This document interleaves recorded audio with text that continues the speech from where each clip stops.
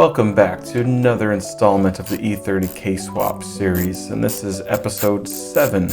First order of business is removing these old fuel lines and prepping them for AN fittings. When working with fuel, it's important to always make a mess and dump it all over the floor.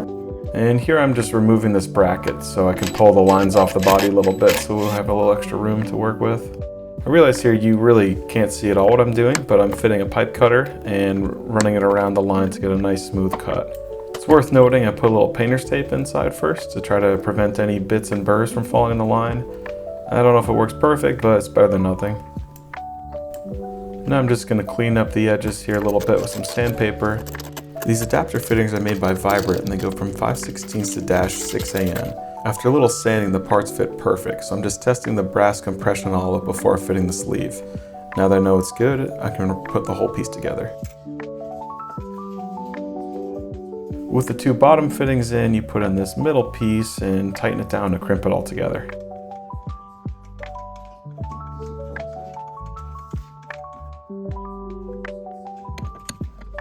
A little bit fiddly to tighten them up, and I tried to protect them as best I could with some painter's tape. You know, you can't really see down here at the fuel rail, but I'm really trying to do everything I can to make this build clean. Now I'm just going to repeat the same thing for the fuel feed side. You can see how they all fit together pretty nicely here. I also add a little silicone spray to ease in the threads.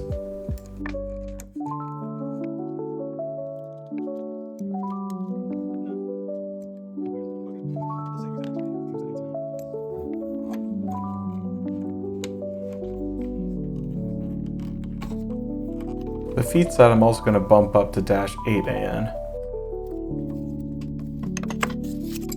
Next up in our chassis prep is to remove the wiring harness. So first up is to pop open the glove box and remove the ECU.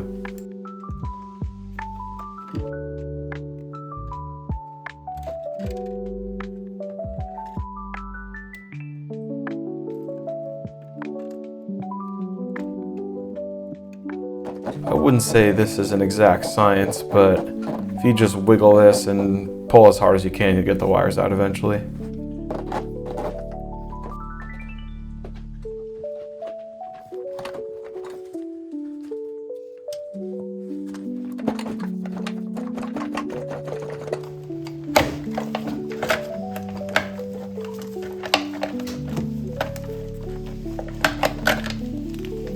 With most of the harness freed up, it's time to just remove these nuts that hold the power cables and everything's ready to go.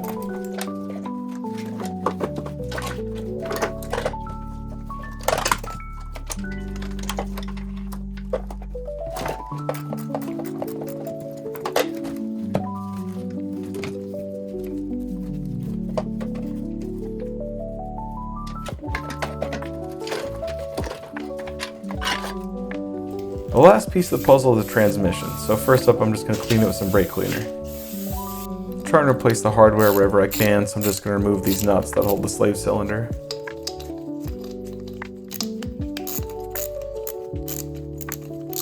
This piece here is a spring that holds the clutch fork in place. I'm also going to be changing that out.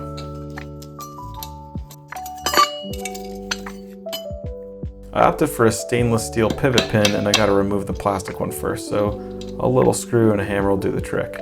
You can see the steel one's quite a bit bigger, so we're gonna have to drill this thing out a bit.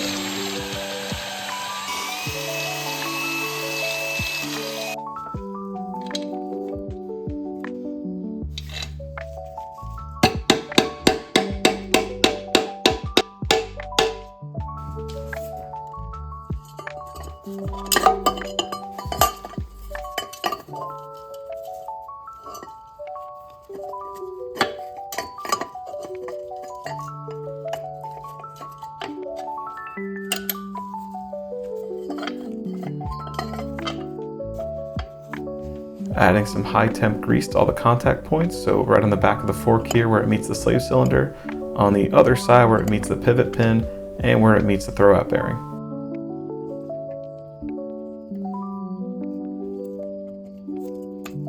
With all that done, it's finally time to fit this together, so I enlisted my buddy Chris to help me fit the transmission onto the engine, which is pretty tough. I really have no idea how you could do this by yourself.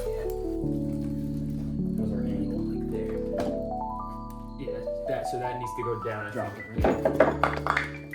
You try spinning while pushing in. Okay, so just hold that. Also, it makes sense you can put it back in.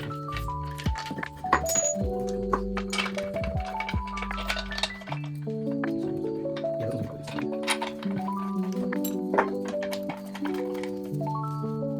And we're back to the dreaded pallet and jack and engine hoist shenanigans, but a little bit easier with two people.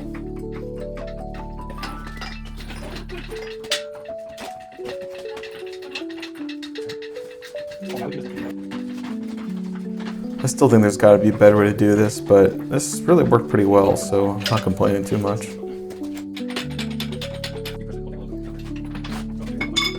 Eventually we get the hook clipped on, it's time to actually jack this thing up and get it moving.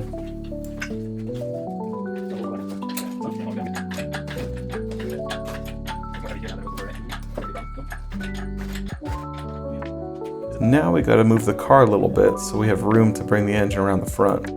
Down she goes and we push her out into the driveway a little bit.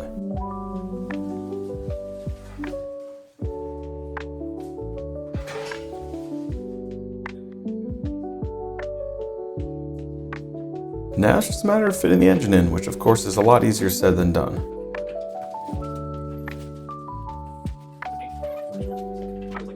After a lot of fiddling and adjusting, we finally got it in, but it really was a matter of having the tilt just right. So if you're going to do this, make sure your engine's on the proper angle. We ended up supporting the engine with jacks so we could adjust the chain so we had the angle just right. I'm sure this is possible to do on your own, but I really don't recommend it just because it's not possible to see both places at one time. So you can have one person on the bottom end, one person on the top, and you can both be making adjustments.